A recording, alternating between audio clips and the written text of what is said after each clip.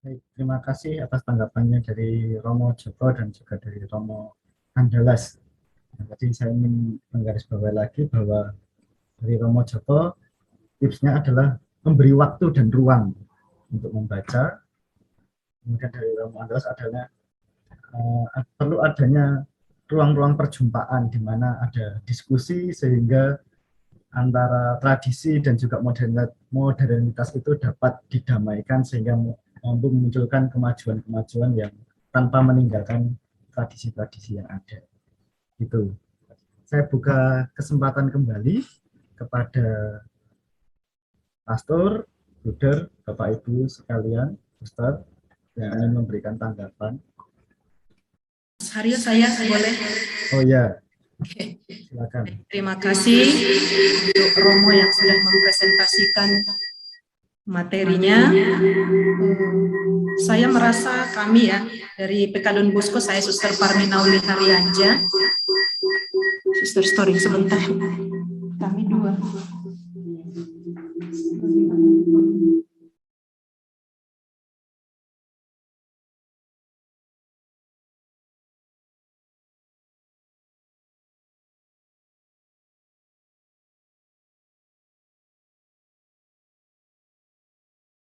Dengan apa yang disaringkan Romo berdua tadi, terutama kami merasa diteguhkan. Pertama soal assessment need ya, bagaimana kita membuka diri, berani mendengarkan dari pihak guru, bahkan kami membuka diskusi dengan para orang tua siswa, ya kami katakan sambung rasa ya, bagaimana para orang tua menanggapi pembelajaran daring, memang khusus waktu daring ini. Juga apa yang kami sampaikan dari para orang tua, kami sampaikan kepada guru-guru sekaligus menjaring masukan-masukan, keluhan-keluhan dari para guru kami semua dari setiap level. Kami ada 90 sekolah. Dan itu ya membutuhkan keberanian bagi kami pihak yayasan untuk dikritik dan diberi masukan. Dan dari situ ada banyak sekali masukan-masukan dan bukan saja hal-hal positif yang diungkapkan baik oleh para guru maupun orang tua yang itu tentunya memotivasi bahkan memaksa untuk memperbaiki banyak hal. Itu yang pertama. Yang kedua soal tadi ya trik-trik atau apa untuk literasi ini, kami pada Pesta Don Bosco tahun lalu membuat lomba membaca untuk semua guru dan itu berlevel mulai dari membaca dan meringkas, membaca dan merefleksi, membaca dan menganalisa, dan itu diberi hadiah yang besar. Kami menyebarkan spanduk, poster di sekolah-sekolah, dengan harapan ini juga nanti akan diteruskan untuk siswa, tapi akan diorganisir oleh sekolah masing-masing.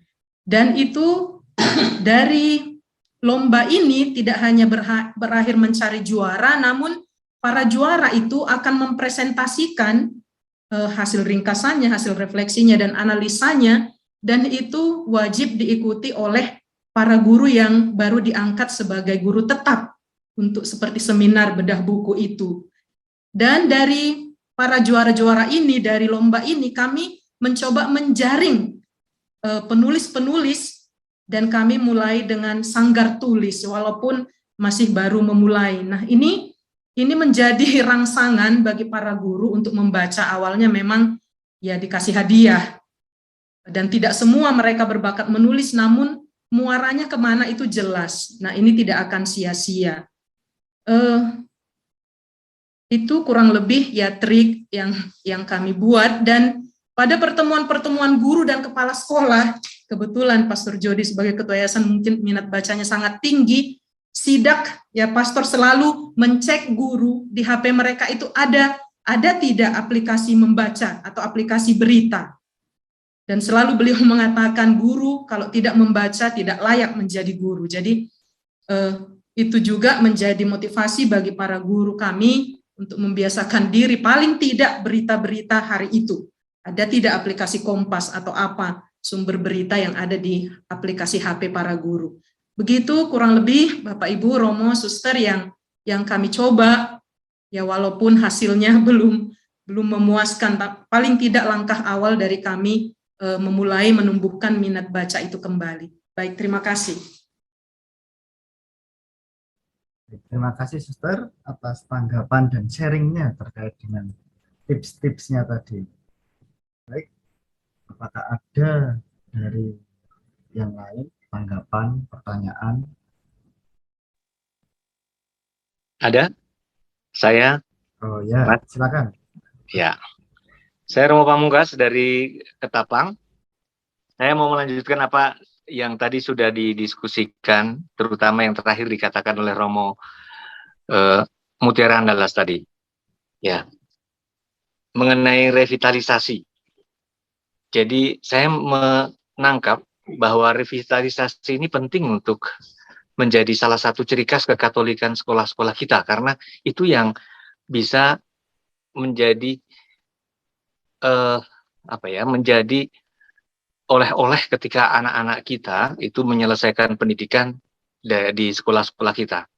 Entah itu ke Pangudiluhuran, entah ke Marsudirian, atau ke Yesuitan, atau ke Fransiskanan, atau ke Dominikanan, dan semuanya. Saya yakin itu yang menjadi kekhasan kita, yang ya kalau mau dikatakan secara ekonomi, nilai jual kita yang membuat intelektualitas anak ini diwarnai dengan spiritualitas. Jadi tidak hanya mengejar yang sisi IQ, tetapi SQ-nya juga. Karena ini yang membuat pendidikan kita berakar dalam hidup anak-anak.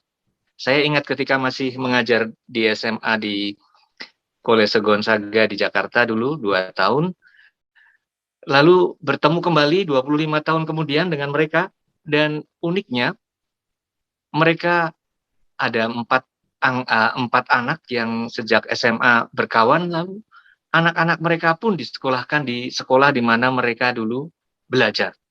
Alasannya sederhana, karena mereka ingin menikmati anak-anak yang diwarnai hidupnya tidak hanya oleh intelektualitas yang baik, tetapi juga spiritualitas yang mumpuni, yang membuat mereka bangga bahwa saya pernah dididik di Kolese Yesuit, atau saya pernah dididik di Marsudirini, atau saya pernah dididik di Pangudiluhur. Nah, ini karena apa? Karena kita tidak pernah melupakan spiritualitas yang membuat sekolah kita hidup. Maka revitalisasi yang tadi dikatakan oleh Romo Mutiara Andalas, saya sangat setuju. Ditambah dengan literasi yang sekarang jujur saja makin lemah, betul tadi ya. Mesti ada disiapkan waktu untuk membaca, misalnya jam tertentu disiapkan ada jam ke perpustakaan dengan bimbingan, bukan dibiarkan begitu saja. Karena perpustakaan makin lama makin sepi karena orang sudah biasa secara singkat ringkas bisa melihat dari HP, dari Google, dari YouTube. Nah, maka ini tantangan kita dalam hal literasi juga. Maka saya mau menekankan bahwa revitalisasi itu penting, dan kita kembali ke spiritualitas sang pendiri itu juga sangat penting. Kalau kita ingin sekolah-sekolah kita selain unggul dalam hal intelektual, tapi juga kita tetap mampu menanamkan nilai spiritualitas ke anak-anak kita. Itu saja, terima kasih. Baik, terima kasih Romo Pamungkas atas tanggapannya. Apakah ada tanggapan yang lain? Saya. Ya, Romo Hadi. Monggo. Ini ada Romo Cokelono, murid saya di Seminari Mertawidan, tapi sekarang sudah jadi doktor. Nah, saya mau bertanya terkait peningkatan numerasi. Nah, saya kembali ke Seminari Mertawidan. Guru yang sangat bagus mengajarkan numerasi itu Pak Sunario, guru bahasa Indonesia. Jadi, dia tidak mengajar teori tentang bahasa Indonesia, tetapi praktek. Jadi anak-anak atau para murid itu kecuali belajar bahasa Indonesia, tapi juga ini harus menangkap isi dari teks yang dibaca itu isinya apa, kemudian subjek predikatnya mana, kemudian dari sisi logika mana, itu nampaknya banyak mantan murid Seminari Mertoyuda itu terbantu oleh model pembelajaran yang diberikan oleh Pak Sunaryo itu. Nah, masalahnya sekarang apakah cara mengajar yang seperti itu diteruskan di Seminari Mertoyuda atau tidak? Kalau tidak mungkin ya SMA Seminari itu ya mungkin dari sisi numerasi tidak terlalu bagus. Memang masih ada sidang akademi. Sidang akademi itu juga mendukung orang untuk kritis, untuk apa itu berani menyampaikan pendapat, ide-ide baru, tidak takut-takut untuk memberikan masukan-masukan ketika sidang akademi. Nah, ini saya kira soal numerasi itu gambaran saya seperti yang dijalankan oleh Pak Sunaryo ketika mengajar di Mertoyuda itu dipraktekkan di Seminari, tapi sekarang diteruskan atau tidak. Jadi kami lulusan Seminari umumnya pada kritis tidak hanya dalam sisi logika, tapi juga kritis kalau melihat kalimat atau ide-ide mana subjek predikatnya, kemudian logikanya jalan atau tidak. Kadang-kadang orang bisa baca Indonesia tapi tanpa logika, jadi isinya menjadi kacau, membuat suara saja sering harus dikoreksi karena kemampuan bahasa Indonesianya kurang. Bahkan guru bahasa Indonesia pun sering harus dikoreksi dari sisi subjek predikat objek tentang isinya dan sebagainya. Ini sekedar tanggapan dari saya kalau menyangkut peningkatan numerasi yang sedang digalakkan oleh Menteri Yantar. Terima kasih Romo Haji Siswoyo atas tanggapannya. Baik, sudah ada 3 tanggapan. Apakah Romo Mutiara Andalas ingin menanggapi kembali atau Romo Joko? Pada Romo Mutiara Andalas terlebih dahulu. Oke, terima kasih rekan-rekan atas tanggapannya yang insightful ya. Saya memberikan 2 tanggapan besar, terutama untuk teman-teman yang suka nonton bola ya. Ketika Cristiano Ronaldo itu kembali ke Old Trafford, ya, ia menjadikan Old Trafford kembali menjadi theater of dreams. Ya. Ada impian-impian di situ yang kemudian bergemuruh kembali. Apa ya? Dari tim yang barangkali sekarang ya belum menang-menang terus ya, tetapi bahwa impian itu kembali muncul dan itu membawa gelora ya di stadion itu. Nah, saya membayangkan bahwa kehadiran para animator, apakah itu pembelajar, nanti juga guru, pendidik yang mengalami ini ya formasi berkelanjutan, yayasan yang sigap, sungguh-sungguh mendukung dinamika persekolahan. Ini adalah animator-animator ya yang menjadikan lalu pendidikan juga praksis apa ya pembelajaran. Kalau dalam bahasanya Pak Ganjar itu jadi gayeng, ya. Jadi semarak, hidup, makanya mengutip jenderalnya Serikat Yesus, ya, ada Romo Haji Siswoyo di sini, institusi yang kalem-kalem saja, ini berbahaya. Ini institusi yang biasanya berkubang dalam comfort zone, ya. Maka Adolfo Nicolas itu pengen ya ada masalah nggak apa-apa, tapi justru itu menunjukkan vitalitasnya. Ada apa? Bahwa beranimasi ya, atau menganimasi. Juga pernah Adolfo Nicolas dalam sebuah pertemuan dengan sekolah-sekolah Yesuit seluruh dunia di Meksiko tahun 2010, dia mengajukan pertanyaan yang sangat introspektif kepada sekolah-sekolah Yesuit. Apakah sekolah-sekolah Yesuit ini hanya akan menambah, memenuhi dunia kita ini dengan orang-orang pintar, tetapi tidak membawa perubahan sama sekali. Yang tadi disebut sebagai meritokrasi elitis di dalam dunia pendidikan. Karena kalau sekolah-sekolah Serikat Yesus atau yang dikelola Serikat Yesus itu hanya memenuhi dunia dengan orang pintar, itu belum sekolah Yesuit. sekolah dengan spiritualitas Ignatian. Nah, saya kira ini menjadi challenge ya juga untuk sekolah-sekolah yang dikelola oleh teman-teman Dominikan, Marsudirini, Don Bosco, Pangudi Luhur, dan yang lain-lain. Maka salah satu yang bisa dibayangkan memang di sekolah-sekolah kita ada tim yang senantiasa menganimasi praksis pembelajaran yang berlangsung di sekolah kita. Kebetulan di Sanata Dharma itu ada pusat studi Ignatian dan saya jadi ketuanya, mencoba melihat praksis pendidikan dari perspektif spiritualitas. Barangkali di sekolah-sekolah Anda belum ada spiritualis yang secara khusus ditempatkan di sekolah, tidak apa-apa ya, tidak harus kita punya spiritualis yang profesional.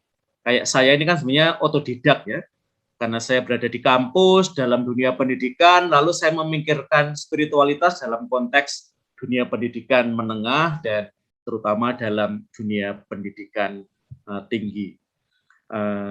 Dan saya kira salah satu yang sekarang ini misalnya kalau dari dunia pendidikan sudah banyak ditekankan adalah misalnya soal bahwa pembelajaran itu semakin hot ya, higher order thinking skills.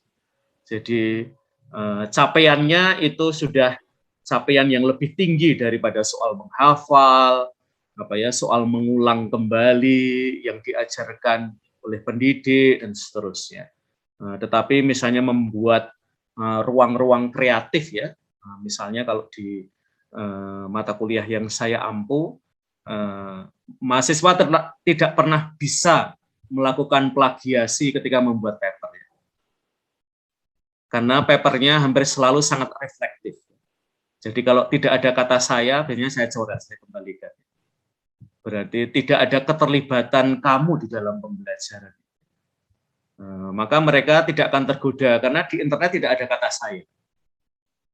Yang ada dalam kata saya itu adalah ketika kita mengolah gagasan, lalu ngobrol dengan dosennya, lalu kita memberi feedback, mereka nulis lagi, dikembalikan lagi pada kita, dalam suasana perjumpaan seperti itu ya, pembelajaran berlangsung. Dan ini agak mustahil ketika sekolah-sekolah kita itu jatuh menjadi institusi yang birokratis. Pokoknya diberi tugas, yang pengen saya tahu adalah itu dikumpulkan sebelum deadline. Ya. Saya kira itu model-model yang sayangnya selama masa pandemi ini diderita oleh banyak sekolah. Tanpa kecuali sekolah-sekolah Katolik. Guru yang emoh mengajar, guru yang hanya senang memberi tugas, tidak hadir di kelas sama sekali, tetapi ketika ujian menuntut on-cam semuanya siswanya. Maka memang ini ya pembaruan kurikulum, sebagaimana tadi diserukan juga oleh Romo Pamungkas, butuh para animator ya, dan Anda di yayasan, guru, pembelajar, juga yang ada di dalam kursi-kursi kepemimpinan, kita semua adalah para animator. Nah, nanti apalagi kalau tidak hanya satu animator tapi bareng-bareng mewujudkan, ya saya kira sekolah kita akan menjadi theater of dreams, betul-betul menjadi teater di mana impian-impian kita itu direalisasikan. Dan seperti Manchester United ya, tidak menjadi tim semenjana, ya, tim mediocre, tetapi betul-betul menjadi unggulan. Terima kasih. Terima kasih Romo Mutiara Andalas. Apa dari Romo Joko Lelono? Baik, terima kasih. Pertama-tama saya lalu dari apa yang dikatakan Suster Parmi Nauli dan Romo Pamungkas, lalu saya bisa menegaskan bahwa apa yang tadi saya katakan benar, bahwa ini bukan sesuatu yang sama sekali baru. Ini hanyalah menghidupkan kembali nilai-nilai yang memang sudah kita hidupi dan menjadi sesuatu yang ingin kita angkat kembali. Terutama tadi Romo Pamungkas dengan ungkapan kita melengkapi intelektualitas dengan spiritualitas. Jadi ini ruang yang rasa-rasanya penting. Dan apa yang dikatakan Romo Mutiara dengan animator tadi, saya menyebutnya sebagai skilled social actor, strategic social actor, yang menyebutkan orang-orang yang memang ingin mengubah sesuatu, dan pengubahan itu dianimasi, diidekan. Jadi kalau ungkapan saya tadi, yang bagi orang lain tidak masalah, bagi kita harus jadi masalah, supaya kita bergerak sesuatu. Dan itu ditegaskan oleh Romo Hadi, Romo direktur saya pada waktu itu kurikulum KBK, lalu berubah menjadi kurikulum apa ya, kita pusing waktu itu, mengalami proses bersama. Dan ya, saya rasa hal-hal macam ini pun sekarang dalam arti tertentu, bagaimana mengajarkan bahasa dengan gaya lokal, dengan kekasan yang memang bisa kita andalkan, rasa-rasanya lebih menghidupkan imajinasi siswa, itu rasa-rasanya perlu diangkat, bahwa ada model pendidikan yang bisa menghadirkan lulusan kritis atau lulusan yang lebih mampu untuk menulis. Sekarang ini permasalahan besar saya adalah kalau keliling jalan-jalan di jalan itu, di kata depan dan di kata hubung itu tidak lagi menjadi jelas. Di kamar digabung tetapi disebut dipisah.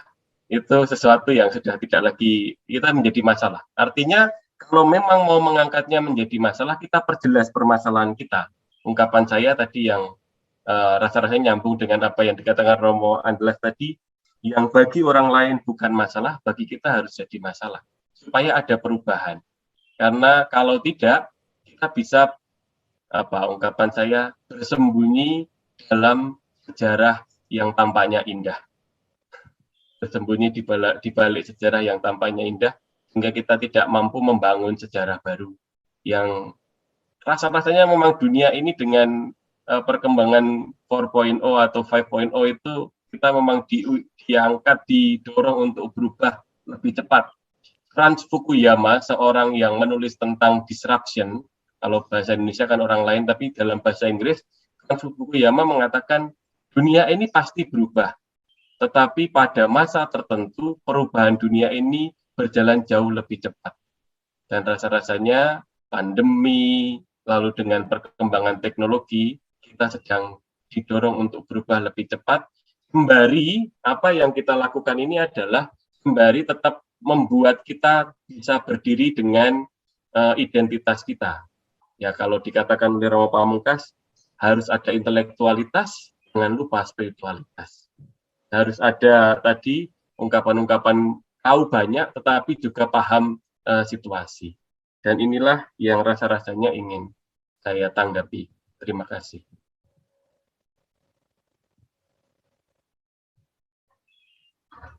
Terima kasih Romo atas tanggapannya kembali.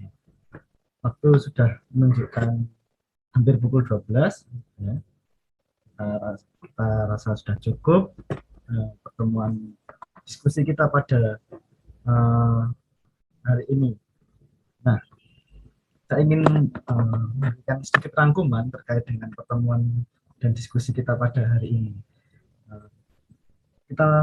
Dari diskusi ini kita dihadirkan suatu masalah, penyadaran akan suatu masalah. Ini bukan masalah baru, tapi ya kita hanya perlu menyadari masalah tersebut. Nah, bagaimana cara mengatasi masalah tersebut? Ya dengan perlu adanya perubahan-perubahan, baik itu revitalisasi kurikulum dan lain sebagainya.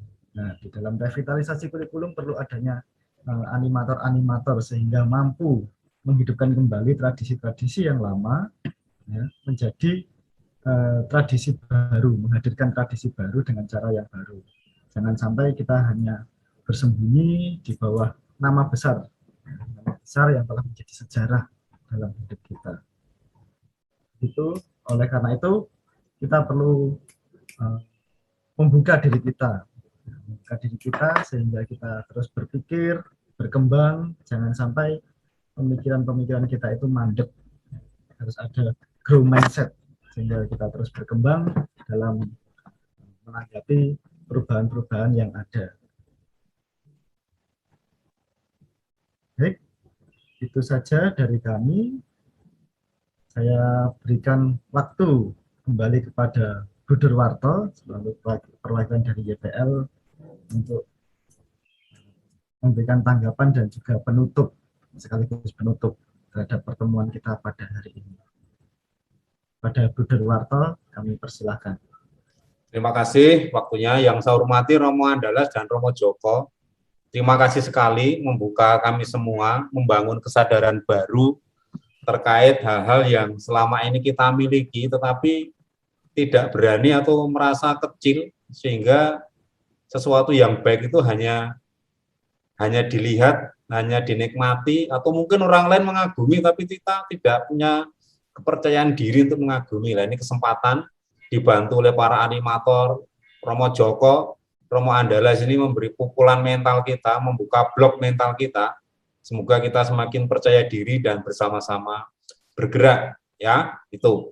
Nanti ke depan kita masih akan banyak berjumpa dengan peristiwa-peristiwa seperti ini, dengan para ahlinya. Mudah-mudahan kita semakin hari, ini agak seminggu, kita pertemuan terus, maksudnya juga supaya hati dan pikiran kita ini diaduk-aduk terus, lalu terus berkembang. Kita doa malaikat Tuhan sekaligus doa penutup ya. Baik, doa malaikat Tuhan saya pimpin. Dalam nama Bapa dan Putra dan Roh Kudus. Amin. Maria menerima kabar dari malaikat Tuhan bahwa ia akan mengandung dari Roh Kudus. Roh Kudus. Salam Maria, penuh rahmat Tuhan sertamu. Terpujilah engkau di antara wanita dan terpujilah buah tubuhmu Yesus. Santa Maria Bunda Allah, doakanlah kami yang berdosa ini sekarang dan waktu kami mati. Amin. Aku ini hamba Tuhan. Terjadilah padaku menurut perkataanmu. Salam Maria, penuh rahmat Tuhan sertamu. Terpujilah engkau di antara wanita dan terpujilah buah tubuhmu Yesus. Santa Maria Bunda Allah, doakanlah kami yang berdosa ini sekarang dan waktu kami mati. Amin. Sabda telah menjadi daging dan tinggal di antara kita. Salam Maria, penuh rahmat Tuhan sertamu. Terpujilah engkau di antara wanita dan terpujilah buah tubuhmu Yesus. Santa Maria Bunda Allah, doakanlah kami yang berdosa ini sekarang dan waktu kami mati. Amin. Doakanlah kami ya Santa Bunda Allah, supaya kami dapat menikmati janji Kristus. Marilah kita berdoa. Ya Allah, karena kabar malaikat kami ketahui bahwa Yesus Kristus Putramu menjadi manusia. Curahkanlah rahmat-Mu ke dalam hati kami, supaya karena sengsara dan salibnya kami dibawa kepada kebangkitan yang mulia. Amin. Sebab Kristus Tuhan pengantara kami. Amin. Dalam nama Bapa, Putra dan Roh Kudus. Amin. Terima kasih. Terima kasih, Brother. Terima kasih semuanya. Terima kasih, Terima kasih. Terima kasih. Sudah semua presentasi. Pak Stohang. Hei, Frater Bandagi, orang man. Masih ya, ada Frater. Mohon izin untuk on-cam dulu untuk pengambilan dokumentasi. Difoto. Difoto ya, video di-on-kan semua ya, dokumen. Jangan live dulu. Jangan live grup. Layar HP. Cepret dulu, cepret. Ya. Nah, silakan on-cam terlebih dahulu. On-cam semua. Masker dibuka aja mungkin. Ini bukan masker Stereo Vita, bukan masker. Cantiknya enggak kelihatan. Mana Romo Jody mana ini? Lihat. Apalagi Romo Karolus, gantengnya enggak kelihatan. Kalau pakai masker. Jangan lupa. Wah, Pastor Andri. Oh, yo. Kami sudah 2 menit.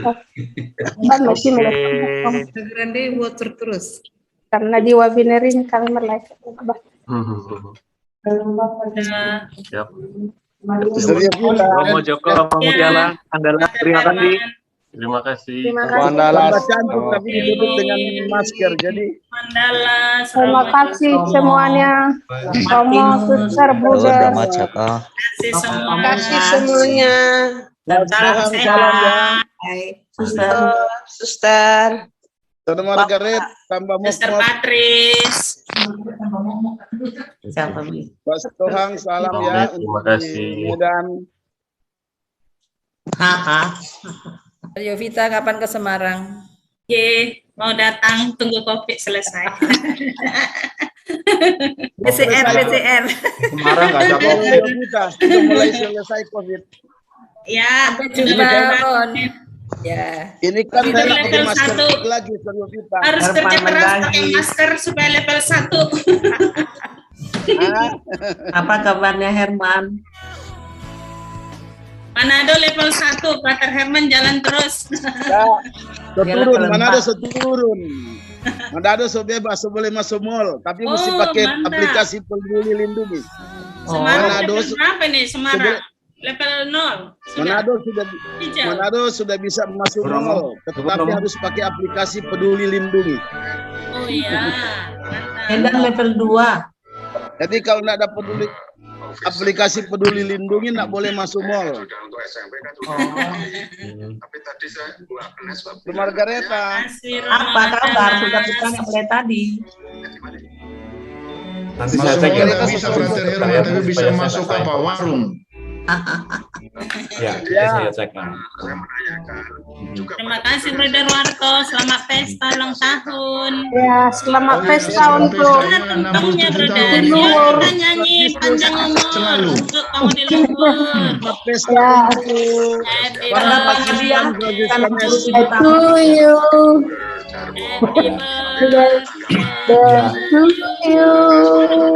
Happy birthday, happy birthday.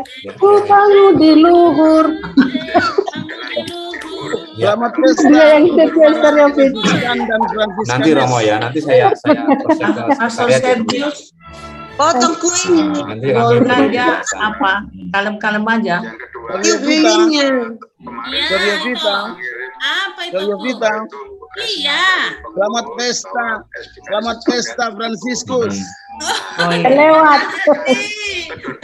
2 hari lalu, baru lewat 2 hari. Amin, terima kasih. Budre Jalur itu di Solo posisi ya. Ditunggu di Manado ya, ditunggu di Manado, Stereo Vita. Iya. Budre Jalur itu tugas di supaya kita jalan-jalan lagi. Timoteo Solo belakang. Oke, datang ke Manado lagi kami ya. Supaya kita makan sate yang besar. Bukan, dia nggak pernah tugas di Don Bosco kok. Budre Jalur itu. Pak Tohang sudah keluar. Yalah, nggak mau menunggu. Datang ke Medan, Pater. Ya, suster. Datang ke Medan. Iya, dia nggak kenal. Tohang sudah keluar atau belum? Pastor Andalas kapan datang ke Medan, Romo Andalas? Nunggu undangan ya, Hampir suster. hampir Harus level diundang 0. ya. Naik Andalas Romo itu. Ya. Kita Andalas itu ada di Padang loh, Semen Andalas. Harusnya nama Andalas itu di Medan. Suster Vita, kalau ada Suster YMY mau kasih retret, pasti SY pergi itu. Teman-teman. Iya. Ya, Karena Pater Herman ditunggu ya di Medan. Oke, iya. Terima kasih Tunggu aja. semua. Iya. Sudah kangen Medan memang, sudah kangen Medan.